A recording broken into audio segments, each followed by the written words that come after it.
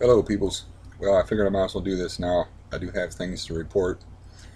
Uh, okay, first order of business is I went to the psychiatrist guy and I talked to him about getting Valium to replace the Xanax with the Valium, but he doesn't.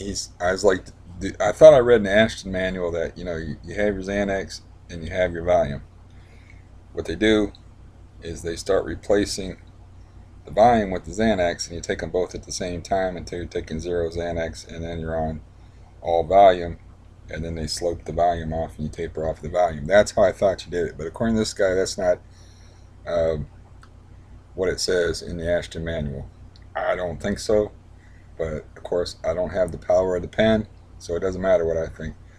So this is what the guy told me, but I didn't commit to him. I could have gotten the right scripts then, but this is a Thursday. This was last Monday, but I didn't commit to it because I wanted to sound him out first, and I'm like, well, do you need to hear from my doctor? And he's like, no, I don't need to hear from your doctor. So, you know, I, my next appointment to go see him is like when my script runs out. It's like right before my script runs out, so I can probably get volume off of him, and then keep getting Xanax off of my doctor at least for 1 month, and risk that much. I mean, what are they going to do to me?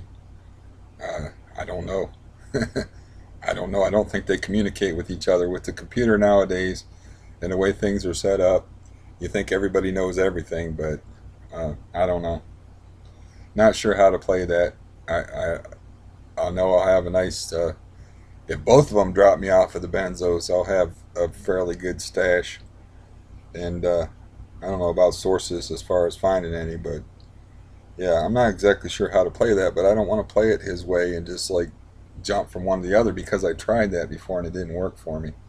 It worked best when I mixed the two together and then dropped the Xanax.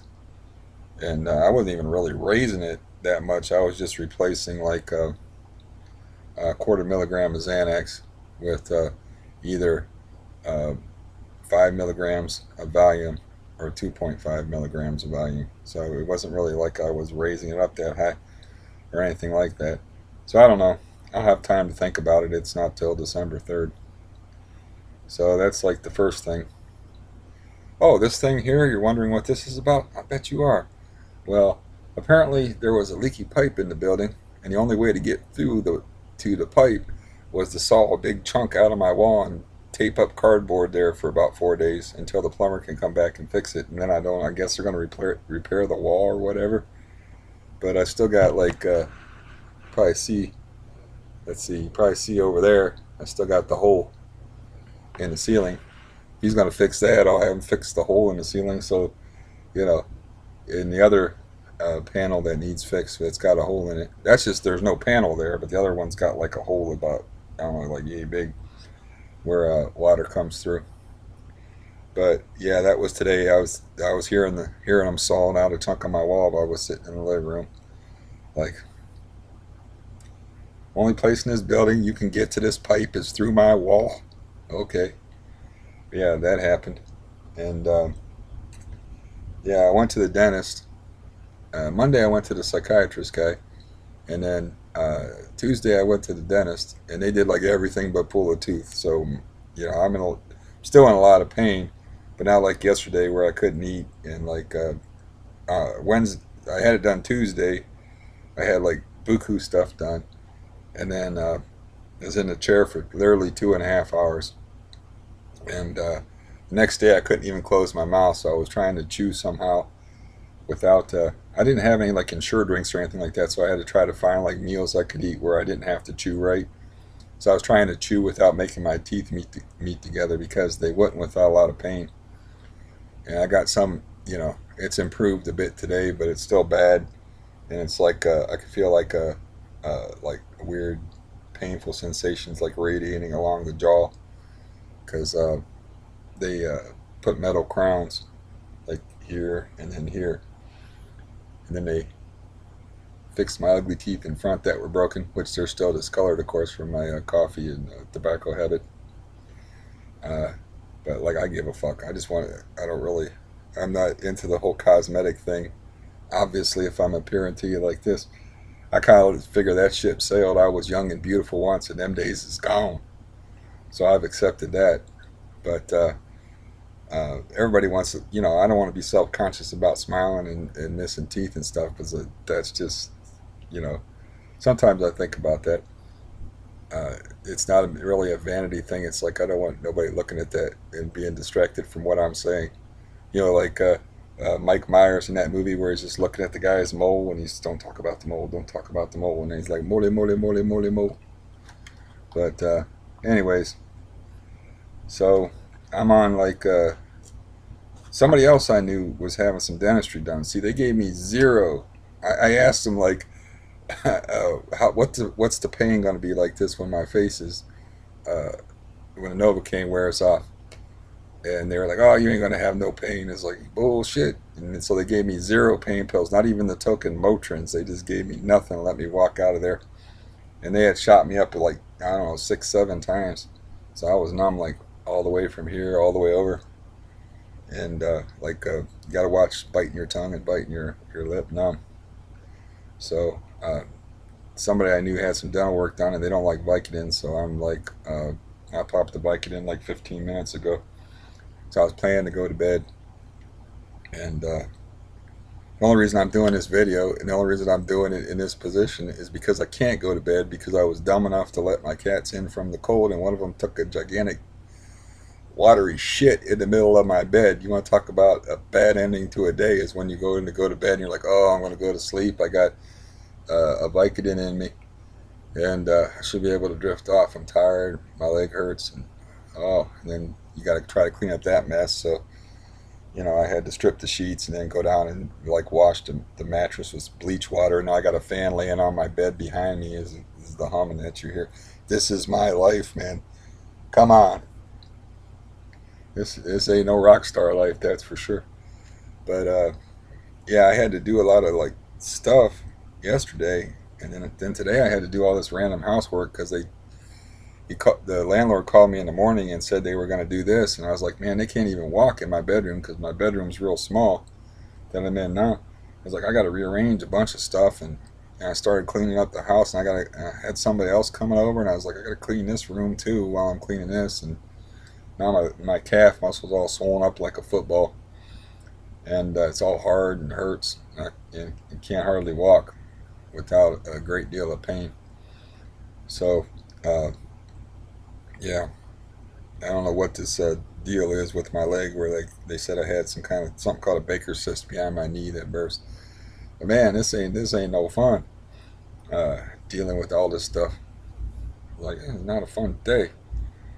But yeah, that's the update. Is oh yeah, the script that I got from my doctor was again for another batch of 60 Xanax. He didn't go like bump me up to 60 pills and then drop me back down the next month to 30. What he did before when he decided to raise my script was he kept it there for 3 or 4 months and then didn't tell me, waited until I got a good tolerance built up and didn't tell me about it, and then he dropped me off. But I'm smarter this time. I'm going to be careful. And as far as how that's going, I'm doing about well, the day that I went to the dentist, the last time I went to the dentist, I took 2.25 milligrams of Xanax because I was so stressed out about going to the dentist, and they didn't do shit. So this time I only did. Uh, I don't even know, frankly. It's either I either did a milligram or a milligram and a quarter because when they told me all the shit that they were going to do while I was sitting in the chair, I waited until they left and I took a half a pill out of my pocket and dry swallowed it. So I was like, holy crap, they're going to do all that to me. And I was like, I better be careful as far as like to be ready for this. And but that's still an improvement to go from 2.25 to get through the dentist to 1.25 in a 24-hour period. So I stuck to my thing about only taking quarters. And what I'm trying to do now is you know, it's about 8:08. At 8:30, I'll take a quarter, and that will be 10-hour spread. So I'm trying to do like I'm shooting for 12 hours, but 10 hours, 12 hours. The half life on Xanax is 11 to 12 hours. That's when that's not even like when it's effective. That's like when it's out of your system. If you don't know what half-life means, maybe I don't know what it means. But anyways, the actual time that it's doing anything to you is usually goes for about 4 to 6 hours, where you feel any effects from it. But then the half life's important to know because that's when you get the withdrawals, when it's completely out of your system. And if you're uh, that's why it's important to switch to a longer lasting benzo. And that's why I was trying to carefully, so as not to upset the apple cart, um, get Valium off of the psychiatrist guy. But if there's going to be some kind of intercommunication where they're going to treat me like a junkie and be like, well, he's trying to score from you and he's trying to score from me and all this stuff, I'm just trying to manage this stuff and not getting a lot of help doing it. So I think I covered everything. I don't know. I think I'm just waiting for my bed to dry out. I don't even have a clean sheet to sleep on. I have to wait. Uh, yeah, I mean, I have to sleep on a bare mattress, and I have to wait for it to dry out. And today I was like foggy headed and listless, and yeah, not too coherent. I don't know what that was about. I'm in a lot of pain though, so that could be that. Could be on account of that or whatever. I don't know. I go pick up my script tomorrow, and hopefully my leg mellows out. I don't have to go into the doctor for that and get steroids or cortisone shots or whatever. But yeah, it's like it's like I'm on a golf course, the Xanax golf course, where it's like 500 yards to the pin, except for I got like sand traps and water hazards and all this extra stuff trying to get to that pin, trying to reach that prize of finally getting off benzos.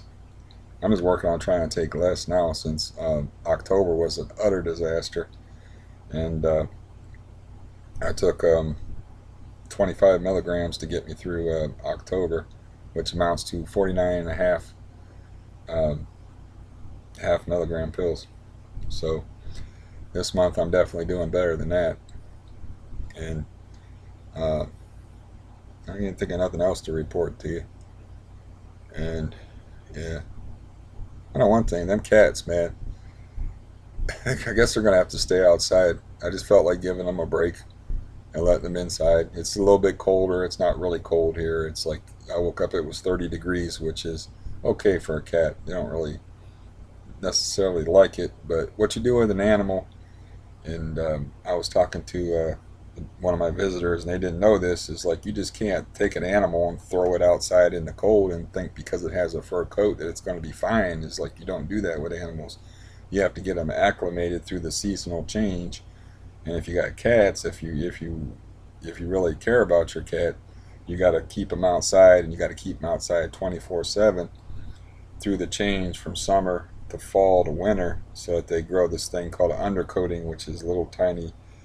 Well, it's pretty self-explanatory. I don't need to explain it to you, but it's extra fur they grow neck close to the skin that keeps them warm. But people are ignorant and careless sometimes, and they just like think the cat's got a fur coat, it'll be fine, and they just throw it outside, and there it's freezing its ass off. Which I got to be honest, now that I think about that, before I knew about that, I did that too. So I guess, yeah. Now I did relent and let that cat back inside though, because he was a really like loving cat, and I was sitting on the porch with him in 18-degree weather, and he always wanted petted and stuff, and he was like, "Are we gonna go in or what?" He didn't care about getting petted, and I was like, "Yeah, okay, you really are freezing your ass off here," and I let him inside, and then I found that out about um, how you got to get him acclimated to the weather. You got to keep him outside all the time uh, before you just throw him outside. But now I don't. I'm not gonna want to let him in. I had to throw away. I don't know if it's the same cat. I don't know which one's the culprit because I got two, and I let them both in. And one of them took a dump on my bed. That's why I'm sitting in my bedroom waiting with the fan in the background, waiting for my mattress to dry out. It's like, cat. I hope it was worth it to the cat because I can't let him back in here again if he's going to do that. I need a new mattress, but I'm not ready to buy one yet. I had to clean this one out, and oh my god, yeah. So that's my report as far as the benzo thing. Is my new script is also for 60 because he hiked it up to 60 from 30 pills to 60 pills when he heard about all the craziness I went through in the summer with all the meth trade and the squatters and the police and all that stuff. And I already talked about that before, as far as like going in there and having a 138 degree 138 degree 138 pulse. I had a 138 pulse not only because I was talking about that stuff, but because my bike died and I had to push it part way. So it worked in my favor. That time fate worked in my favor. So he was like, "Man, you need some more pills." So I don't have to worry about that for the time being of not having enough to manage my own taper. So this will be the second month in a row that he prescribed uh, 60 instead of 30. And like I said, tried it to psychiatrist guy, but I just didn't want to commit to anything, so I didn't have him write any scripts because I was just, I already reached the point where I was like, no, I don't want you to write. I said, let me talk to my doctor about this first. And then I found out, I asked him directly. I said, well, do you need to hear from my doctor that I'm not taking Xanax anymore to write for me? Or, I pretty much spelled it out for me. He said, no, I don't need to hear from your doctor. So I was like, oh, okay. That sheds things in a different light, but I already said I wasn't going to do anything about it until I spoke to my doctor, and then I talked to him about it the next time I saw him, which would be on December 3rd. So I just didn't want to commit to anything. You know what I'm saying? I didn't want to commit to anything and then regret it later. I wanted to get as much information as I could as possible to try to play this right. Um, yeah, that's about it. I don't really have nothing else to talk about. Um, I think that's I, yeah, I think that's pretty much it. Um, I don't feel nothing with the Vicodin so far. So uh, Vicodin don't really work all that strong for me anyway. I thought it might help take the edge off of my face and my leg hurting. And yeah, I'm not really susceptible to opioid type stuff like the way I am to benzos because it's just not. I just always was taking. I like downs. Downs was my thing, so it's like I never got addicted to them or physically dependent or any of that to any opioid pill. So I have no fear of them. And that's my mistake is when I got Xanax. I was like, well, this is just another down. I've got a lot of experience with downs, but I didn't have any experience with benzos and didn't know what I was taking. So that's how I ended up getting hooked on it. Was just not doing the research. That would be my advice. And you think somebody of reasonable intelligence, which I consider myself to be, would know this. But anytime you put something in your body of a chemical nature, you gotta look it up, find out what it is, not just be like, oh yeah, this makes you sleepy. So yeah, 3 years later, I'm still paying for that decision.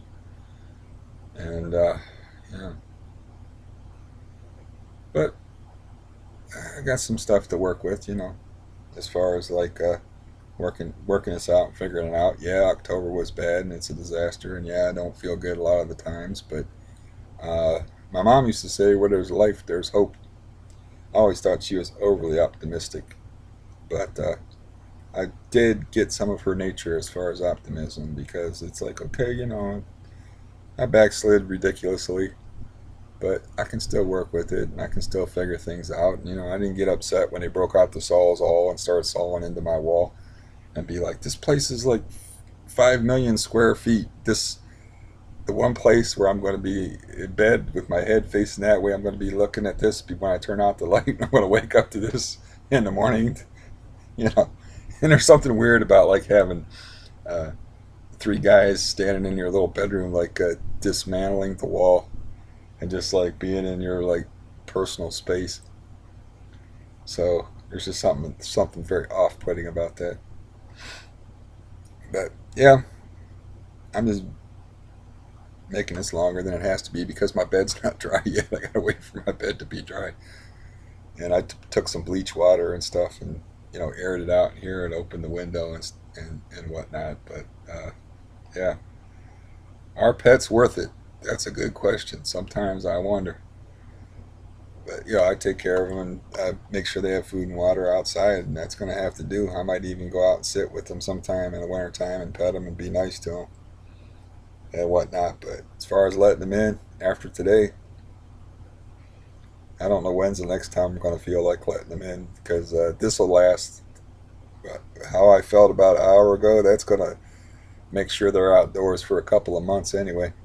We start hitting those Ohio teens and single digits, and sometimes we get below zero and snowstorms and all that stuff. I might reconsider, but I will keep my bedroom door locked and I will keep plastic on the freaking furniture, because yeah. Oh man. Alrighty, I will talk to you all next time when I have something else to talk about as far as my situation. And uh, I wish you luck in your own personal struggle with the benzo battle. And just remember, it's a long war with many battles in it. You win some and you lose some.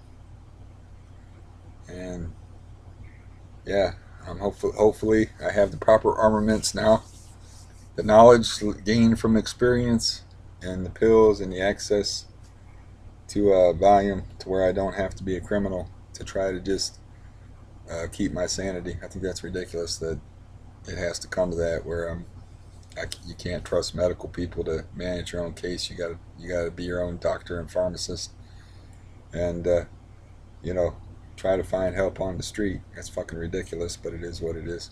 Oh, do have one thing interesting to tell you. I just thought of this. When I come outside the dentist, there was this guy out there sitting on a bench, and I had seen him from when I was sitting inside the office. We were all sitting on a bench waiting for our rides. And I was like, "How long you been here? I've seen you here." And he goes, "Yeah, I've been here a while." And I said, "I just want to come from the dentist." He said, "Yeah, I come from the dentist too." And I said, "Yeah, I seen you. You must have been here a while." He's like, "Yeah, I was waiting for a ride." And his buddy comes down. He sits down, and we start talking. We're outside the local high dollar mall here, where all the high class women are walking by in their stretch pants and whatnot. So we got something to look at. And anyways, I'm like, yeah, that they did everything, because the one guy was saying that they didn't do anything to him but fit him for a partial plate, and his other dude was saying they ran out of Novocaine. I'm like, what? And he's like, they ran out of Novocaine. They said they couldn't help me because I'm like, okay, I've never heard of that before. I said, yeah, I've never heard of that before. And he goes, I never heard of that before either. So I just took him at his word, but he's a pretty shady looking cat.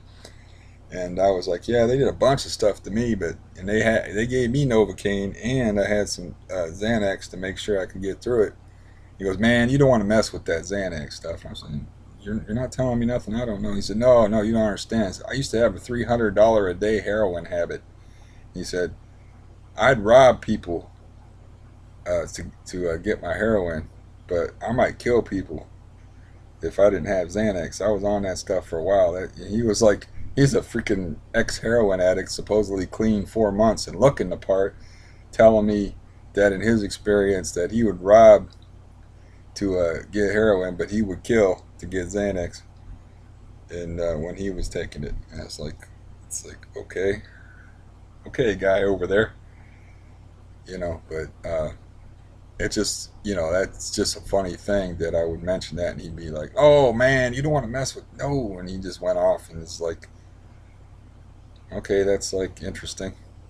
That I was just like looking at him like, yeah, you kind of look the part. You look like somebody fresh out of jail. You look like you're probably like 28, but you look like you're 45, and you just got that look about him.